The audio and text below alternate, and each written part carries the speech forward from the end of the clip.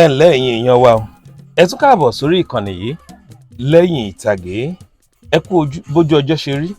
Tó bá jẹ́ àárọ̀ lẹ́wà mo kí yín ẹ káàárọ̀, ẹ káàsán, ẹ káalẹ́ níbikíbi tẹ́ ẹ bá ti ń láǹfààní láti máa wo ìkànnì yìí.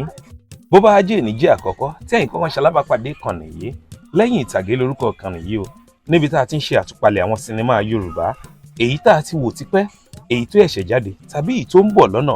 Orí ìkànnì yìí la ti ń ṣe àtúpalẹ̀ rẹ̀, ìyẹn review. Kí wá la mú wá fún yín lónìí?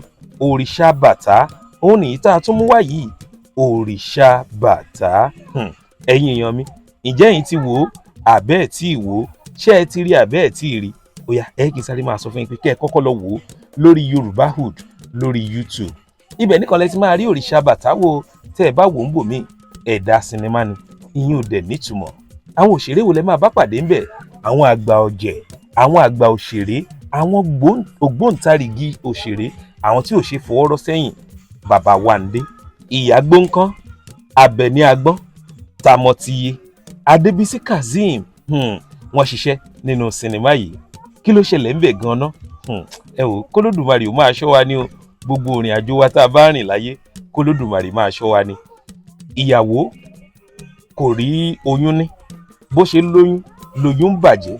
Wọ́n rò bí pé ìyálé ló wà nídìí ọ̀rọ̀ ni, ṣùgbọ́n nígbà tí wọ́n lọ yẹ̀ ẹ́ wò, tí wọ́n fowó kan kún ẹ́ńjìn, wọ́n ní kí wọ́n lọ sí ọ̀dọ̀ òrìṣà bàtà, ìyẹn nídìílé ọkọ wọn.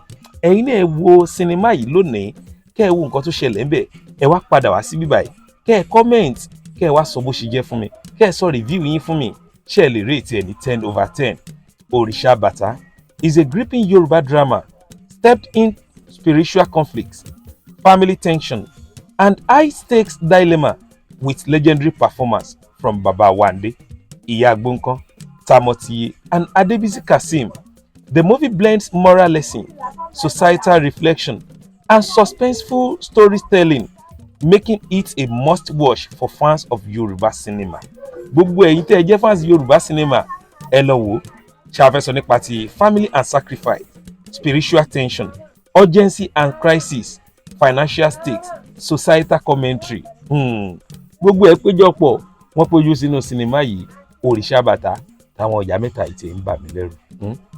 Iya Gbonkon, Abeni Agbon, Tamotiye. Ta làjẹ́ gangan? Ta ló dá sinimá yìí rú?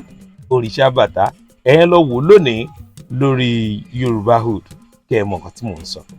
Bí wọ́n ṣe sọ ṣáájú, bẹ́ẹ̀ ni bá jẹ́ ìgbà àkọ́kọ́ tí ẹ̀yin kan ṣalábàápàdé ìkànnì yìí, ẹ bá a subscribe sí bíbáyìí, ẹ comment, ẹ like ẹ sọ fún àwọn ará ọ̀rẹ́ pé channel kan wà lórí YouTube o, lẹ́yìn ìtàgé ló ń jẹ́. Nǹkan tí wọ́n ń ṣe ń bẹ̀ ni pé wọ́n review Yorùbá film fún wa. Kẹ́yìn má bàa waste data yín, ẹ jẹ́ ká wá lọ wò ó. Tá a bá ti wò, àmú wa bíbáyìí, àwa review ẹ̀. Sinimá tẹ́ ẹ̀ báyìí tí ì rí lórí ìkànnì yìí, àti review ẹ̀, ẹ má ì tí ì wò ó. Ó ṣeé ṣe kó má dùn, ó ṣeé ṣe kó má dùn. Ṣùgbọ́n àwọn ìtẹ́ ẹ bá ti rí lórí ìkànnì yìí, ẹ wò ó ní agbára, ó dùn dáadáa. Ẹ subscribe sí bíbáyìí. Ẹ ṣé gan nítorí ẹ ń tẹ̀lé ìkànnì yìí lẹ́yìn ìtàgé. Láìpẹ́ kí n tẹ̀ tí máa ṣòwò fún yín, láìpẹ́ ní ìsìn a máa mú àwọn òṣèré wá, a máa gbé wọn wá sójú ìran yín, wọ́n á máa sọ nǹkan tí ojú wọn ń kò lẹ́yìn ìtàgé. Torí lórí ìtàgé nìkan làwọn ti máa rí wọn, lórí screen lẹ ti máa rí wọn tẹ́ ẹ rí wípé ẹni yìí ó lówó, ẹni yìí ní mọ́tò, iyọ̀. Ṣùgbọ́n a máa mú wọn wá láìpẹ́, wọ́n á máa bá wa sọ̀rọ̀ bí wọ́n ṣe ń ṣe lẹ́yìn ìtàgé, báwo lẹ bí wọn lẹ́yìn ìtàgé, gbogbo ẹ̀ ló máa mú wọn. Adúpẹ́ pé òkun. God bless you so much.